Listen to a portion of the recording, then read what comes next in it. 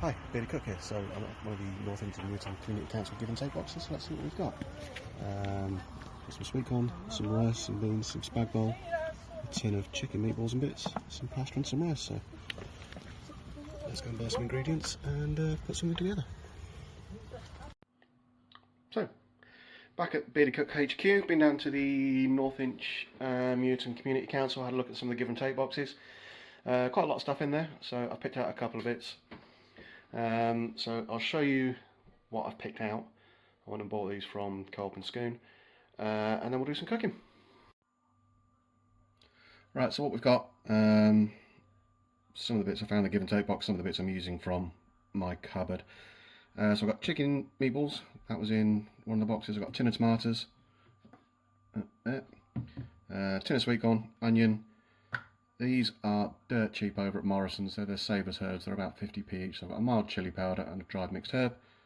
Packet rice, a couple of loose cloves of garlic, and everybody's favourite, pasta. So what I thought I'd do is make up some flatbreads. I'm going to do them slightly different to last time, using yoghurt, not strawberry, just plain zero fat. And do a pasta bake, nice and easy. Just shove it in the oven. When it's done, it's done. So I'm going to rearrange my work surface and I'll see you on the other side. Right then, so we're going to do the flatbreads first. So I've got a bag of white gold, if you can find it. Fair play to you, I can't. This is my last bag. Some zero fat natural yogurt and a mug which I'm going to use for measuring. What I'm going to do is I'm going to mug of flour into my bowl, bit of salt, and then just enough of the yogurt to make a nice thick dough. So, clear the deck slightly. Well prepared as ever, mixing bowl. So,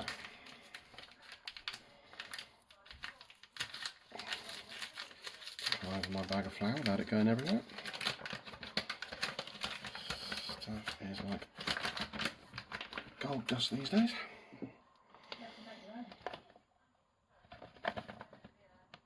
So that is 1 mug of flour going in. Then you want a good pinch of salt. About that much. And then taking one of them, give that a quick mix through, make sure the salt's evenly distributed. You don't want to find one big lumpy bit of salt in there. Right, in with the yogurt. Now I'll clean my hands, taking my rings off so there's no dough going to get stuck inside. Always give your yogurt a bit of a one of them.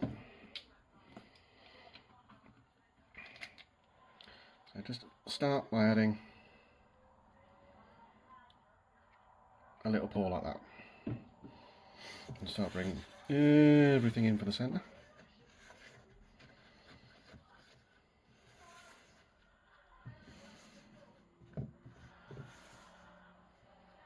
Make sure everything is mixed through before adding the next bit.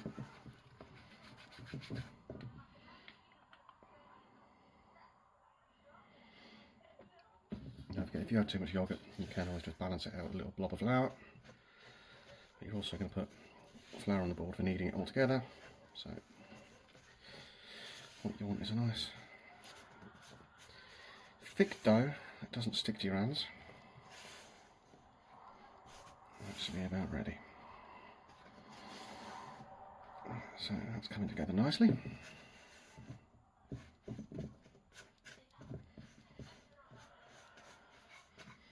Now, because this isn't a traditional bread, you're not making it rise. It doesn't need too much kneading, it just needs to come together. Make sure there's no huge lumps sitting there. So, clean back of the spatula. Put that in the wash. Get your hands in, have a feel, see what you think. I think that's possibly a little bit too wet, so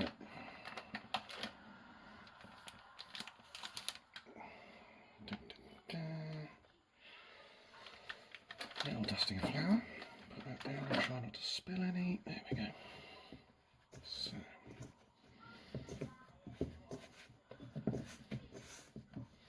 now these flatbreads can fill a number of different roles, pun intended. Because of the yogurt, they're going to be great for things like Indian food. So if you're knocking up a quick curry, you can use the rest of the pot of curry to make the rest of the pot of yogurt to make a curry even. Nice easy way to do that is mix some curry powder into the yogurt, marinate some chicken overnight. Next day, cook up some onions and peppers in a pan, pour the yogurt and chicken into the pan, wait until it's cooked, dead easy. Serve it with rice, cut up these flatbreads, and you are done. Just a touch more flour as I'm needing. It's just starting to stick to my hand slightly. Make sure that is all worked all the way through. And then to cook, all you need is, if you've got a griddle pan, griddle pans work brilliantly. If not, just a dry frying pan. Do exactly the same as before. Make a flatbread as big as you want. Board it quite thin so it cooks quickly. Pan on hot. And that's bread done. So, on to the filling for the burrito. Right, so to make your burrito mix, what I'm going to do is I'm going to combine half this tin of tomatoes, half the onion and pepper, half that tin of sweet corn, and of course rice. Also, I'll throw in one of the cloves of garlic if I can find them. I'll also be spicing it up with those, the dried mixed herbs and mild chili powder. If you like it hotter, add a chili. If you like it really hot and you've got some hot sauce, bung that in as well. If you wanted meat with this, obviously there's no meat in those give and take boxes, so I'm trying not to use it in the recipe. Some chicken would be good if you've got leftover roast chicken, leftover roast lamb. If it's raw, cook it for longer. If it's cooked, add it right at the end. That would make a really good addition for a quick lunch. So, let's get on with the show. He says, finding his knife. There it is. Same as ever. Top off, top down, knife through the root, half to one side, and then take its clothes off. What I'm going to do this time is just make thinnish slices. I'm not dicing it this time, I'm not getting tricky with it. I'm getting annoyed with it. Come here. There we go. It's being stubborn. Move that to one side. And then making sure your fingers are out of the way.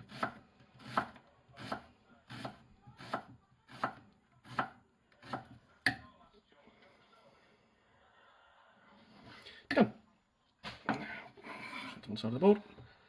And then with the pepper, cut the head off, save that, bin the stalk, rip its guts out, dispose of that, and then how I like to do it, knife through there, and then just nice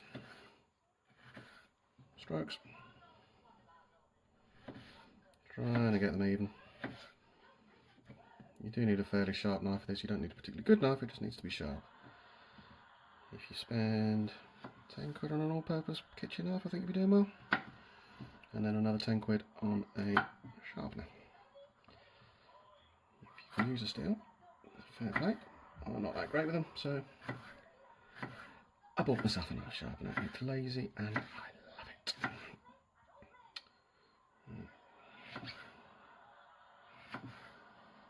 So we got through that, no blood, no tears. Just chop that into chunks. What you want to be doing is making sure everything's about bite size. Last thing you want to be coming away with is a long strip that hangs out your mouth, makes you look all unattractive. So that's that done. There it is. Clove of garlic. Nice easy one. Just take the paper off. Chop it at both ends and then the paper pretty much falls off. If you're struggling, put it between your hands. Rub. Makes your hands stink, but You're in lockdown, you're not going anywhere. So clove of garlic, put your knife on it flat, give it a tap, that smooshes it up, and then just run your knife across it like that. Nice and easy. So we'll go across to the pan and we'll get this going. So there we go, this is the board ready to go. What I like to do is make sure everything is at hand and ready to cook so you're not fumbling about opening stuff. What I've got here is me ever faithful pan on heat. As you can see, the oil's gone nice and runny. So it means the pan's hot. Make sure, hold your hand over it, don't put your hand in, that would really hurt. So, I know this is going to change aspect ratios, but there we go. So, what we have now is chopping board ready to go in pan.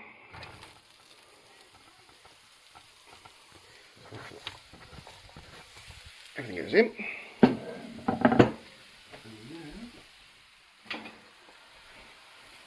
Old faithful. Get that going. Now you're going to want about half this tin of sweet corn. Get this in nice and early. If it starts to char up, it only adds to the flavour.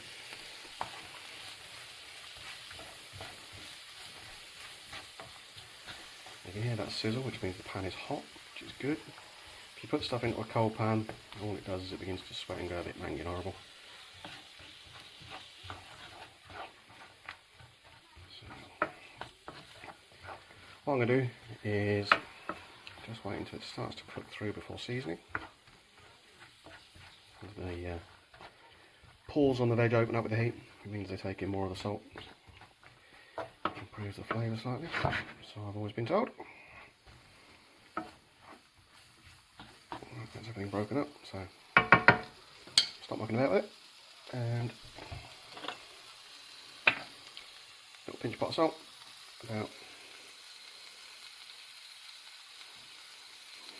that much salt, and similar with pepper, which is in that one again.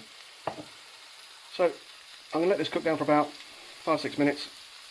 What I'll do then is come back and we'll add the meatballs, the tomatoes and the rice, and we'll do the flatbreads as well. So see you on the other side. Right, I've got my little glass ramekin. What I've got in there is a teaspoon of mild chilli powder and a teaspoon of dried mixed herbs. What I don't want to do is add that straight to the pan. What I want to do is just put a little bit of water in with it. One, so the herbs don't get burnt, and also it means they mix through better. So, turn that off.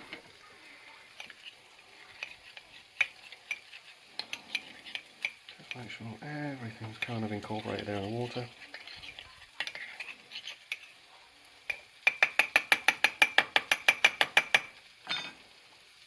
Pull that in.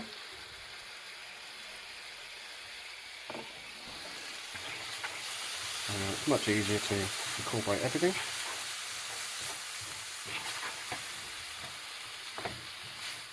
So the fragrance when that hits the pan is something else. So that's going along nicely.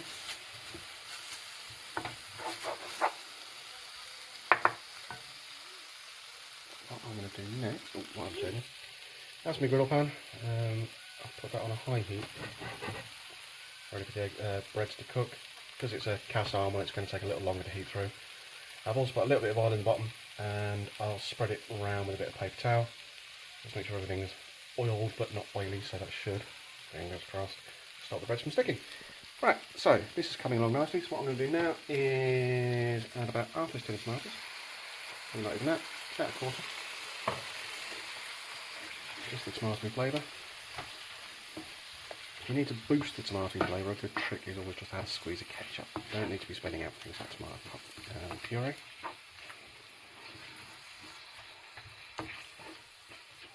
It's all incorporated, so now I'm going to add half this tin of Fray Bentl's chicken meatballs.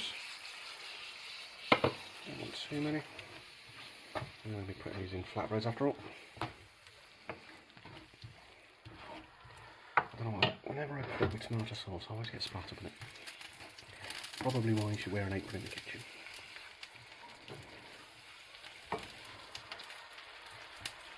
Now, because he's going to flatbreads, what I'm going to do at some point is cut the meatballs in two, just so they lie better. If you can't make flatbreads, or you can't buy the flatbreads, a little baguette would be really good. Bread roll, eating a sandwich. So we're going for real, authentic Mexican flavour. So. Right, all that remains now is to add the rice, give it about 5 minutes and that should be us done. So, that's the rice in. It's a bit of a two-handed job, so I have to put you on the counter for a minute. As it's a packet rice, just make sure everything's been broken up. Don't want any lumps in there. Bite me all the way. Give it a good squidge before you open it is the best trick. Make sure the rice is evenly coated in the mixture. You can see there that is starting to steam, smoke, so that's nice and hot. So we'll get the flatbreads on there in a minute.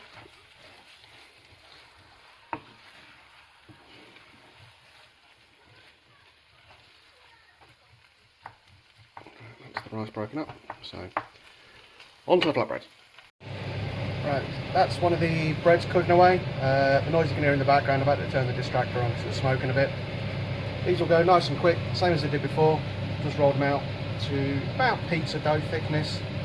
And because of the yogurt, what they'll do is they'll start to puff up as they cook. That's the burrito mixture ready to go. See that now? Really starting to puff up. So that'll be ready for flipping over. While we do this tonight, that's it.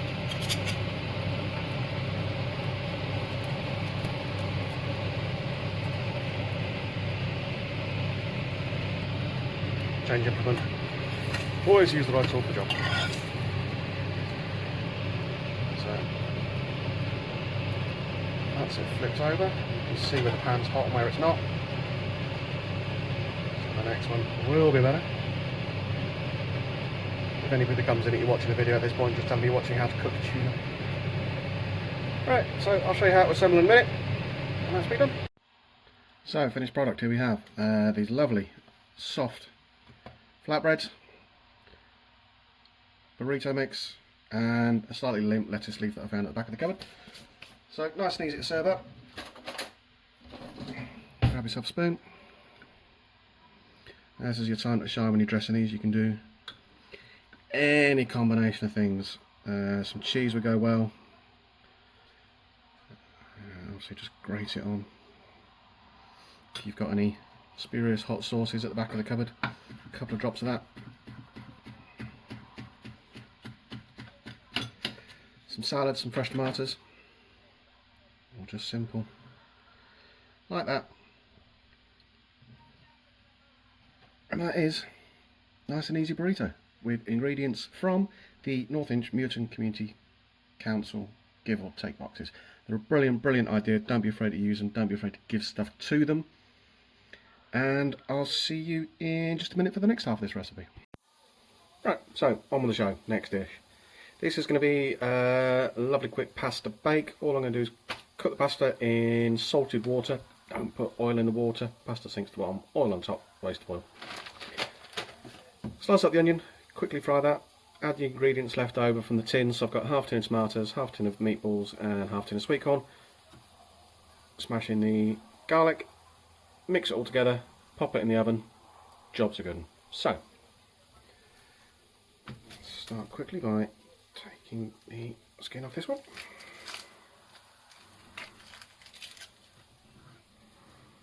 And same as my one.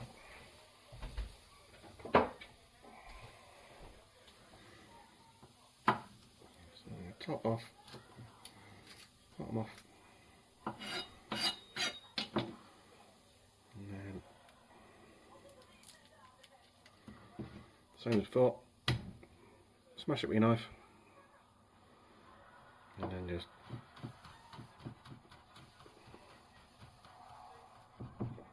chop through.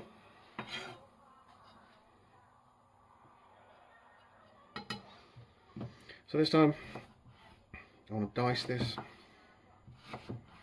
so you just make Nice slices across. Keep all the bits in place. Root away. 90 degrees. Pinch it together.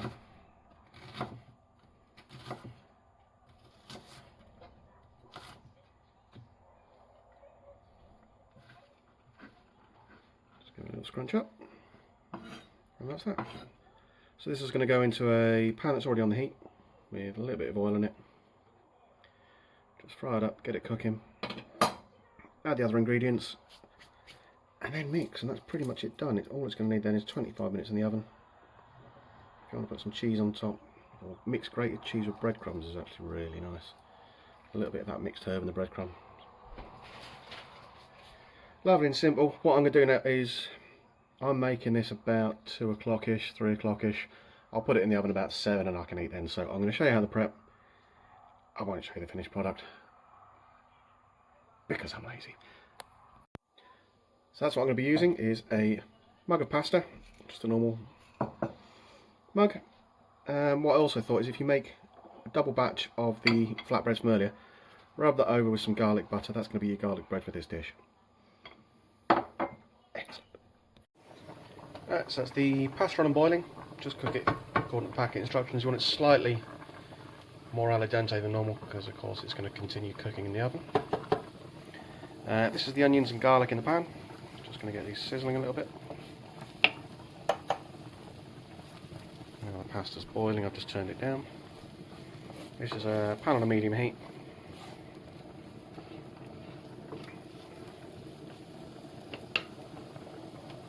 Just proving that myth does not work. That will boil over. So bring it slightly off heat. Put it back on. So that's started to cook. So in the dash of salt.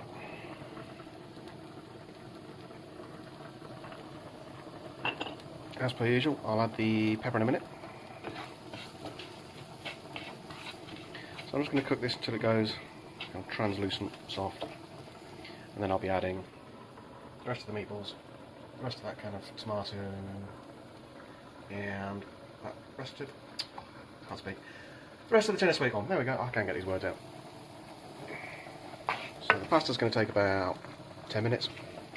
This is going to take about 10 minutes, and it's going to just finish in the oven for about 20 minutes. So, lovely job. See you in a minute.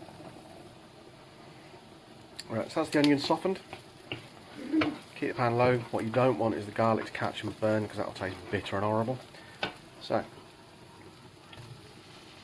in with the rest of those meatballs. And a quick stir.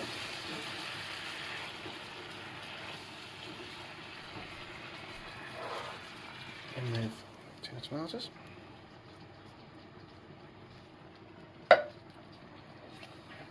And just give that a good stir, like so. Make sure everything's mixed through.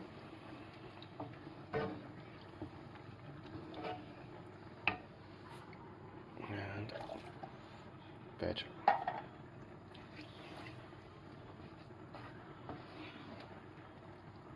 So just make sure everything's mixed through. It does look slightly watery at the moment, but don't forget it is going to go in the oven.